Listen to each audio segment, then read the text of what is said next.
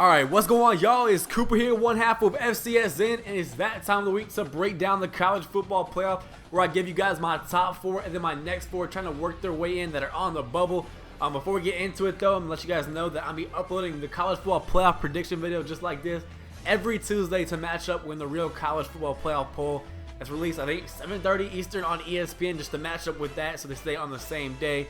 With that said, though, let's go ahead and jump right into it. At the number 4 overall spot, I've got the Oregon Ducks. And after the Oregon dropped that one game to Arizona, they have been nothing short of impressive. They realize, hey, we can't lose any more games, and not only can we not lose, we have to be impressive in the games that we win, and they have been nothing short of that. They finally beat Stanford, the team that's pretty much ended their season every year these past couple years. Mariota's been stepping up big time. That offense is rolling, and Oregon is a hot team that a lot of teams would not want to play at this point in time. I got the Oregon Ducks at the 4th overall spot.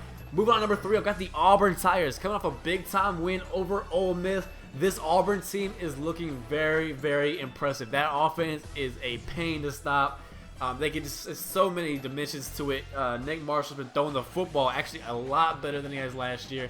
He's able to make those throws downfield to Sammy Coates and those other wide receivers, and it just makes that offense so much more wide open. The defense has been all right. It's been solid, and they made plays when they need to.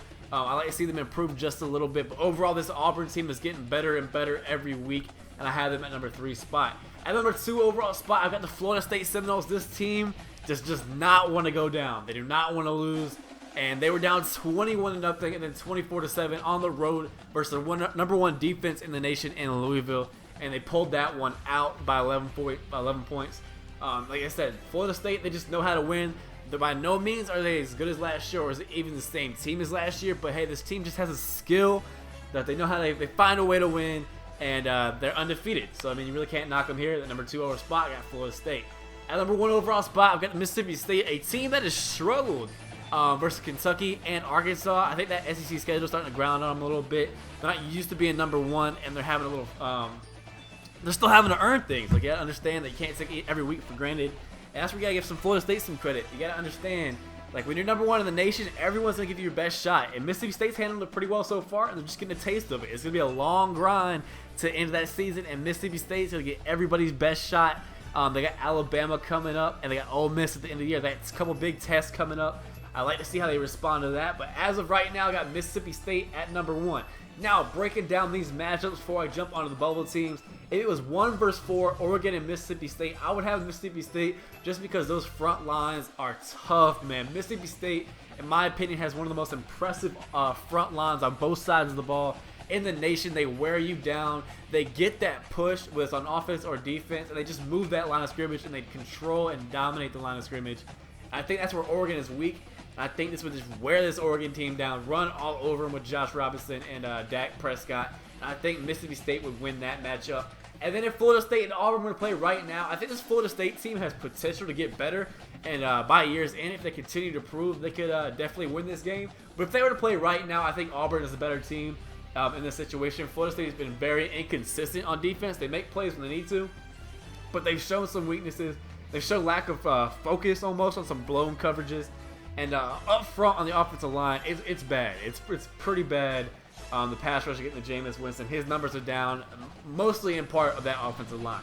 So with that said, let me know your top 4 in the comment section below. Excuse me. And I'll give you guys my 4 teams on the bubble. Let's go ahead and jump right into that. All right, so here's a look at the 4 teams that I have on the bubble. All 4 of these teams, I'm not saying they're out of it. I'm saying if any one of these teams loses a game or one of these teams wins a big game, they're thrown in there. These teams are just outside, and like if the season continues to play out, they can easily work their way in. So let's go ahead and get into that. At the 8th overall spot, at TCU Horned Frogs, big time win over West Virginia. That was a tough test. That one came down to the wire. They didn't look as impressive as I wanted them to, so I really didn't move them up any higher than this spot.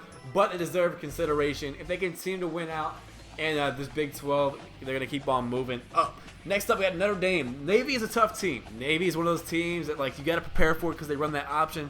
Kind of like Georgia Tech, they can give you a tough game. Everett Golston came to play, and Notre Dame, they look great versus number 2 Florida State. And they're just an overall impressive team. They got a big-time game. I mean, a big-time game coming this weekend against Arizona State. Arizona State could work their way into playoff contention if they're able to win that one. Definitely stay tuned for that game. That's going to be a great one. Notre Dame and Arizona State. Let's see how that one goes. Moving on to the 6th overall spot, I've got Michigan State. They got a huge game as well. College game day's going to be there. It's Michigan State. It's Ohio State.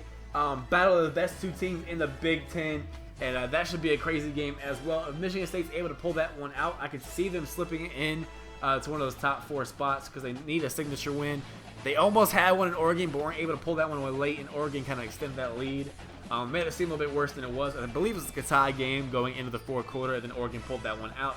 So Michigan State very much in need, one of those signature wins. They got a chance to do it this weekend.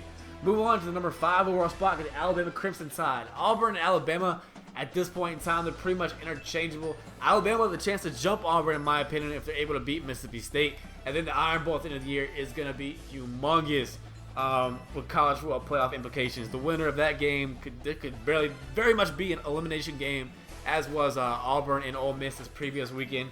Definitely be excited for that one. Let me know what you think of my 4 teams on the bubble. Let me know what you thought of the overall video overall. Like the video if you enjoyed it. Subscribe for more content like this, including Heisman talk, predictions, NFL from Faux Free, and college football breaking news. Follow me on Twitter at CooperFCSN. Hope y'all enjoyed the video and have a great rest of your day. This is Cooper, signing out.